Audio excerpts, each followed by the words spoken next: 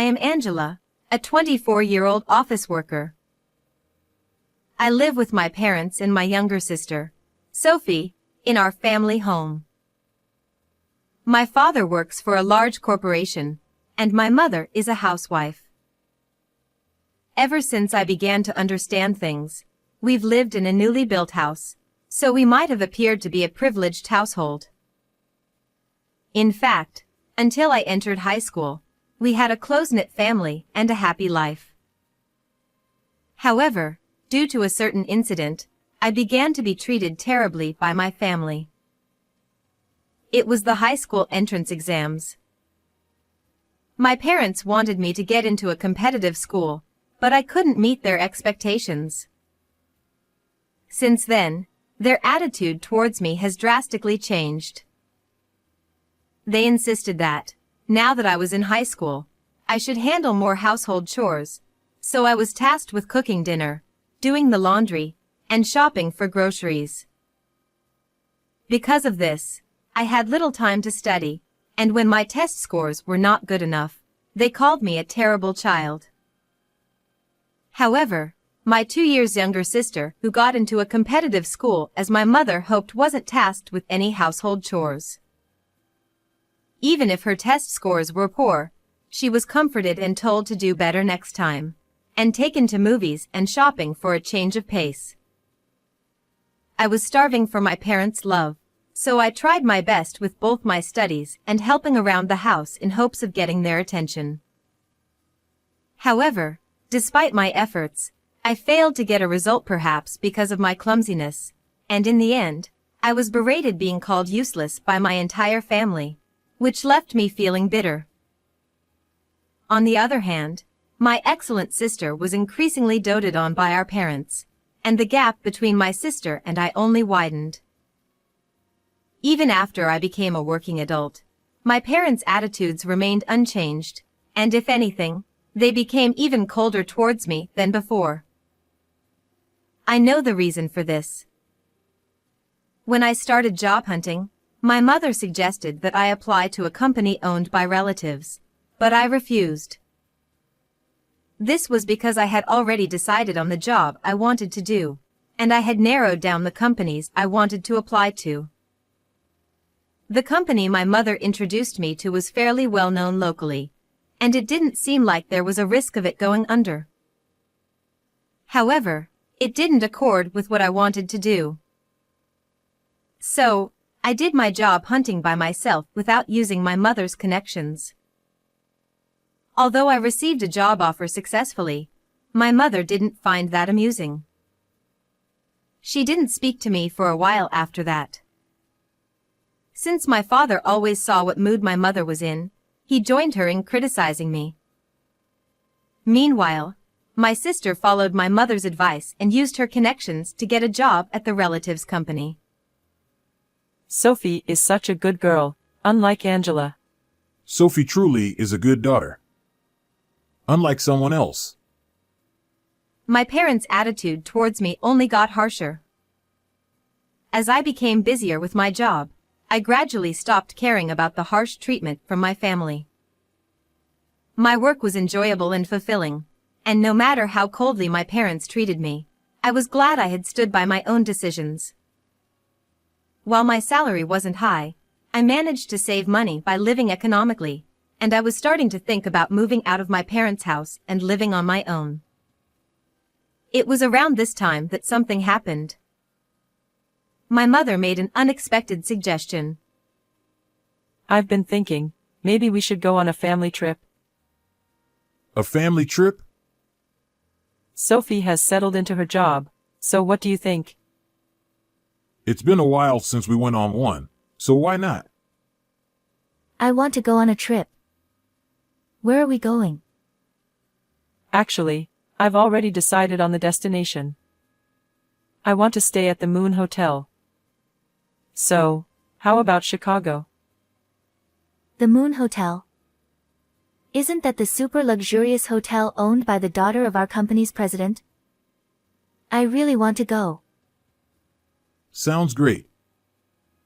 It seemed my father and sister were fully on board with my mother's suggestion, but honestly, I wasn't too keen on it. Knowing how nasty my family could be, I was sure they would treat me like a nuisance even during the trip. However, everyone else looked excited about going, and they started researching tourist spots in Chicago. Angela, what do you think? Huh? Do you have any recommendations for tourist spots in Chicago? I was surprised because I didn't expect her to actually ask me for my opinion. At the same time, though I couldn't help but think how easily swayed I am, I started to feel like it might be okay to go on a family trip. Since I'd be moving out soon, I thought it wouldn't be a bad idea to go out with my family one last time. The travel dates were set, and I told my boss that I would be going on a trip with my family and requested a few days of paid leave. I was tasked with arranging the flights and accommodations. I thought my mother, who was a housewife and had plenty of free time, should do it, but she didn't want to deal with the hassle and pushed the responsibility onto me. I was used to this kind of situation, so I quickly booked the flight tickets and hotel. On the day of the trip, as I was about to leave the house, a taxi had arrived, and my mother called out to me. Angela, wait. What? Why are you coming with us, Angela? You're staying home. Huh, staying home. My father forcibly took my traveling bag from my hands and threw it onto the living room floor. I was stunned at the sudden occurrence. When I looked at my father and sister, they both were laughing and loading their luggage into the taxi. It was then that I finally realized. They had been all in on it from the beginning. I was never included in their definition of family from the start. It boiled my blood. How much more would they mock me? That was when I had second thoughts. Perhaps this could be an opportunity. Then, I won't go. Oh? You're surprisingly obedient. My mother was surprised that I didn't complain at all. Unusually compliant, aren't you? Don't mess up the house while we're gone. Well then, Angela. Take care of the house. With those words, they each slung their bags over their shoulders and left the house. I stared blankly at the taxi driving away. In my mind, I whispered, "Just you wait and see." About 8 hours later, I got a call from my mother as I expected. Angela. What on earth is going on? What do you mean? When we tried to check into the hotel, they said the payment hadn't been made yet? Then I calmly replied to my mother, yelling hysterically. Well, of course. I booked it for pay on arrival. But Moon Hotel doesn't accept pay on arrival, does they? Well, generally, no. But because we're relatives, they made an exception for us. That's right, when I arranged the hotel, I booked it for pay on arrival. This was because I had no guarantee that my parents or sister would repay me later if I paid the money for the hotel and flight up front. As I had been concerned, they never intended to pay the cost. I could feel their panic over the phone. While I had to pay for the flight in advance, opting for pay on arrival for the hotel, leveraging the connection as relatives, turned out to be a smart move. My parents and sister, who had assumed that I had already taken care of the payment, must have been quite flustered when they were asked to settle the accommodation fees at the front desk. Why didn't you pay in advance? I don't have money for the hotel. Of course, if I had gone, I would have paid on arrival. But it was you who decided to leave me behind, right? You should figure it out yourselves. Then you should have told us. I never thought I would be left behind like this. It can't be helped. If you can't afford the hotel, why don't you sleep around there? With that, I ended the call. It must have been quite humiliating for our family, who were so concerned about appearances, to cause such a fuss at a hotel owned by a relative and managed by the daughter of my sister's company president, simply because they couldn't pay. As I left the house that had been my home for 24 years, I couldn't help but feel the corners of my mouth twitching with suppressed laughter. Initially, my revenge was meant to end here. However, it took an unexpected turn. The panic and commotion caused by my parents and sister at the Moon Hotel were far worse than I had imagined.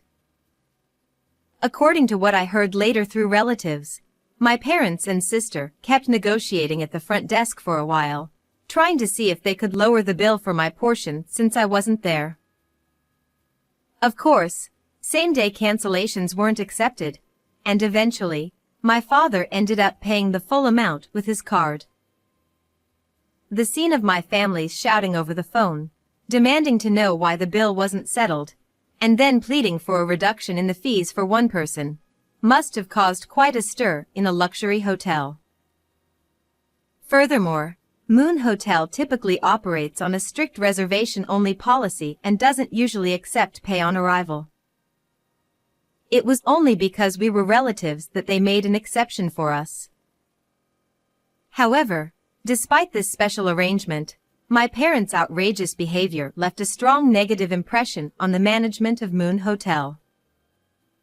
Naturally, this incident reached the ears of my sister's company president through their daughter, who was the manager of Moon Hotel.